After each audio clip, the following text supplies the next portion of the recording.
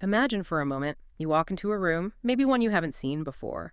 Almost instantly, your mind just processes the layout, right? You know where things are, how far, and you can easily predict how your view changes if you move. Or even simpler, maybe just holding an object, mentally rotating it, visualizing it from all sides without actually moving it. For us humans, this kind of 3D spatial reasoning, well, it's usually effortless, unconscious even. It really is. I mean, our ability to navigate, to handle objects, make decisions in, cluttered spaces, it hinges on this intuitive spatial sense. It's fundamental. But this is exactly where even very advanced AI hits a bit of a wall. Humans are great at it, but these sophisticated vision language models, VLMs, they face a real challenge here. They're amazing at recognizing objects, understanding 2D images, but they struggle deeply with 3D spatial reasoning. Yeah, they sort of see the flat picture, but they don't have an internal model of how that scene changes dynamically if they were to, say, move within it. They can't really anticipate the scene after an egocentric motion, moving from their own viewpoint. It's a significant gap. A critical limitation, it sounds like. It is, because current VLMs, they mostly treat images as static snapshots, not as interactive worlds they can sort of explore. So if you ask a VLM a question like, what would I see if I walked forward 2 steps and turned right? A human could mentally simulate that, visualize the next view. Right. But the VLM, it often just fails immediately. So this inability to grasp dynamic 3D space, it feels like a major roadblock for AI interacting more deeply with, well, our physical world.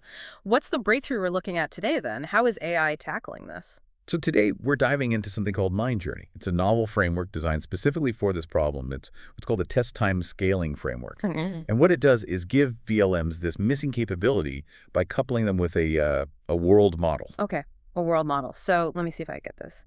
It's about giving the AI the ability to sort of explore imagined 3D spaces. And this collaboration boosts their spatial intelligence quite a bit. And crucially, you said test time. So this works without needing to retrain the VLM. It works with them as is. That's the core idea. MindJourney essentially provides the AI with a mental sandbox, a space where it can try out movements, gather new observations, and use that to reason better. The real insight, I think, is realizing AI doesn't just need more data. It needs a way to imagine and actively explore possibilities. A bit like how we plan a route in our heads. You mentioned how vital spatial understanding is for us, but for VLMs, reasoning about the actual 3D world behind the 2D image is still the big hurdle. And that's the bottleneck MindJourney targets. The issue is that VLMs don't really treat an image as an interactive space yet. They can't easily imagine the consequences of moving within that 3D scene. So if you ask about a perspective shift, it just lacks the tools. It's like Yeah. only seeing the front of a house and being asked about the back, but you can't walk around. Exactly. And the ingenuity here is how they bridge this gap. The breakthrough really comes from recent advances in controllable video diffusion models. These models have become sophisticated enough to act as these world models. World model, it sounds powerful. What does that actually mean here? Think of it like this. These video models examples are things like Camtrol 3D, Camera Control, Stable Virtual Camera. They can take a single image and a camera movement plan, like move forward, turn left. And then they synthesize a coherent, egocentric video. They basically imagine what the camera will see given where the agent plans to go, predicting future views based on intended motion. So if the VLM wants to know what happens if it moves forward, the world model can generate that video clip for it, providing new visual evidence. That feels like a big step towards a more dynamic understanding. It really is, and MindJourney leverages this. When the VLM gets a spatial question, it doesn't just guess. Instead, it starts this interactive exploration loop. It plans a short exploratory path. The world model then renders or synthesizes the video for that path, step by step. And finally, the VLM uses these gathered, imagined rollouts, these synthesized views, to reason and answer the original question. Okay, this interactive exploration loop, could you break that down a bit more? What are the actual steps when MindJourney gets a question? Sure. It starts with the initial image and the spatial query. But instead of answering, MindJourney kicks off this search process. It's a bit like exploring multiple what-ifs simultaneously. They call it spatial beam search. Imagine multiple possible short paths or trajectories being explored at once. Like branching possibilities. Sort of, yeah. In each step, or beam layer, the world model generates these candidate trajectories and the imagined views for each. Then a search VLM could be the same VLM, just acting in a search role looks at these imagined observations. It does 2 things. First, it flags relevant trajectory observation pairs and stores them in a kind of temporary memory, a helpful observation buffer. Second, it decides which paths look promising enough to explore further in the next step, the next bean layer. Okay, so it imagines, evaluates, stores the good stuff, and plans the next imagining step. What happens after this search? Then, a question-answering VLM takes the original image, plus all the useful imagined views collected in that buffer, and uses all that evidence to formulate the final answer. This whole process essentially grafts the world model's grasp of physics and motion onto a frozen VLM.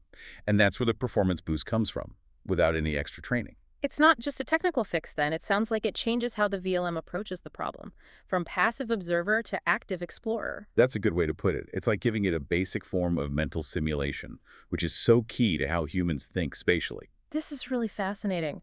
Now, these world models are clearly crucial. The researchers trained their own, right, the search world model, or SWM. What was it specifically trained to do? What actions could it simulate? The actions are pretty basic, designed for precise control. Just move forward, turn left, and turn right. Right. And they're specific, 0.25 meters forward, or a 9-degree turn left or right. Simple but controllable. And the training data. Getting that right is always tricky. How did they make the SWM effective? They used a smart mix. A lot of it was synthetic, using Habitat 2.0. It gives you perfect control, geometrically accurate environments. Good for learning the basic rules of moving in 3D space. They even added some random initial camera pitch, negative 30, 20 degrees, to make it handle tilt better. But the real world isn't perfectly clean, like synthetic data. Right. So to handle that, they mixed in real-world video datasets. Real estate 10K for diverse indoor scenes, different homes, objects, lighting, and DL3D V10K for outdoor scenes, natural environments. This helps the model generalize better to bridge that gap between clean simulation and messy reality. Okay, so they built this clever AI imagination tool. The big question then, how well did it actually work? You mentioned the SAT benchmark. Yes, the Spatial Aptitude Training Benchmark. It's specifically designed to test this stuff, reasoning about how scenes change from your own viewpoint, egocentric motion, and how objects might move. It has two parts: SAT synthesized, using rendered indoor scenes, and SAT real, using actual photos, both indoors and outdoors, so it covers a good range. And the results were? Pretty substantial. On average, MindJourney boosted performance by 8.1% across the SAT benchmark. And for some specific VLM and question combinations, the improvement was as high as 15%. Wow, 8 to 15% is a serious improvement, especially for something you just add on at test time. And you confirmed it works with different VLMs, not just one specific model. That's right. It's model agnostic. They showed gains with GPT-4o, GPT-4.1, and turned VL314B, and also OpenAI's O1 model. And it worked with two different world models, too, their own SWM and the publicly available stable virtual camera. Shows the approach itself is robust. What I found particularly interesting was that it even improved on models like O1, which already used techniques like reinforcement learning for self-improvement at test time. Yes, that's a key finding. It suggests that the kind of information MindJourney provides through those exploratory rollouts generated by the world model is different. It's largely orthogonal to what the AI learns via other methods like RL. It's like this physically consistent imaginary workspace adds a unique dimension to the VLM's reasoning, complementing other techniques. And the improvement wasn't just for one type of spatial question, right? It was broad. It was consistent. The gains were seen across both synthetic and real images, and across all 5 types of questions in the SAT benchmark: egocentric movement, object movement, predicting action consequences, aiming towards goals, and perspective shifts. A solid, across-the-board improvement. Really strong results. But okay, like any cutting-edge tech, there have to be rough edges, limitations. Let's talk about those. For instance, this mental sandbox. How deep can the AI explore before things get unreliable? Yeah, that's a really good point. They did look into that, studying the effect of search depth, how many steps the AI imagines ahead. On synthetic data, going deeper generally helped. More exploration, better results. Makes sense. But on real-world data, accuracy peaked quite early, maybe after just 1 or 2 steps, and then actually started to drop slightly if it explored further. Oh, interesting. Why would that happen? It seems to point to a limitation in the current world models, like their SWM. Because it was trained mostly on indoor synthetic data, it struggles to keep generating realistic outdoor views if the imagined path goes too far from the starting image.